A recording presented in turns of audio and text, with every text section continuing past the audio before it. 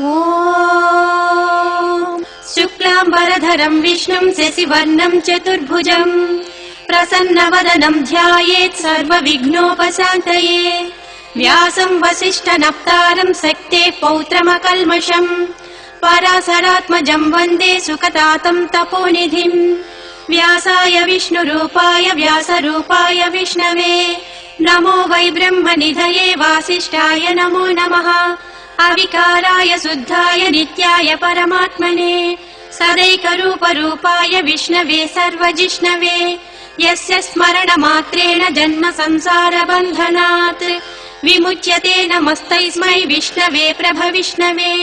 ॐ नमो विष्णवे प्रभविष्णवे श्रीवैशम्पायन उवाच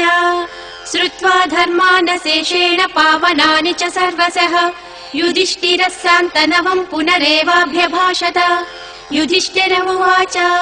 किमेकम् दैवतम् लोके किं वाप्येकम् परायणम्।